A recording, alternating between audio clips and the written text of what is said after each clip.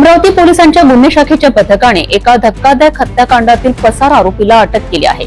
प्रभादेवी मंगल कार्यालयाजवळ चाकूने खून करून पसार झालेल्या आरोपीला तब्बल काही महिन्यानंतर पोलिसांनी मोठ्या शिताफीने ताब्यात घेतले आहे।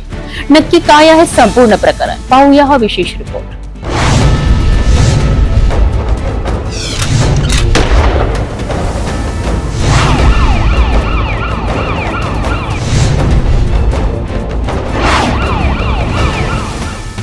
अमरावतीच्या राजापेठ पोलीस ठाण्यात दाखल असलेल्या एका थरारक खून प्रकरणातील पसार आरोपीला अखेर अटक करण्यात यश आले आहे।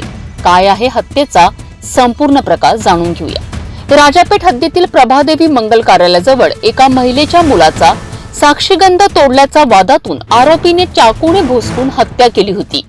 या प्रकरणात तिघा आरोपींना अटक करण्यात आली होती।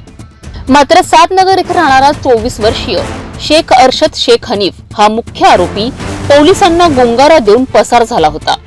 गुन्हे शाखेच्या युनिट 1 च्या पथकाला मिळालेल्या गुप्त माहितीनुसार आरोपी हा अमरावती मध्यवर्ती कारागृह परिसरात गेट बाहेर आल्याचे समजले।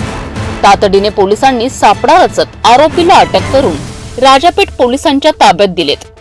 ही कारवाई पोलीस आयुक्त नवीनचंद्र रेड्डी यांच्या आदेशानुसार गुन्हे शाखा युनिट 1 चे पोलीस निरीक्षक गोरखनाथ जाधव, सहाय्यक पोलीस निरीक्षक मनीष वाकोडे, पोलीस कर्मचारी सतीश देशमुख, फिरोज खान, सचिन बहाडे, अलीमुद्दीन खदीप, नाझीमुद्दीन सय्यद, विकास गुडदे, सचिन भोयर, सूरज चव्हाण, निखिल गेडाम, अशोक खंगार, किशोर खेंगरे व सायबर पोलीस पथकाने केली आहे। खून करून फरार झालेल्या आरोपीला अखेर पोलिसांनी पकडले आहे। अमरावती पोलिसांनी दाखवलेल्या तत्परतेमुळे हा आरोपी आता कायद्याच्या ताब्यात आला आहे। आता पुढे या प्रकरणाचा न्यायालयीन निकाल काय लागतोय यावर संपूर्ण शहराचे लक्ष लागले आहे।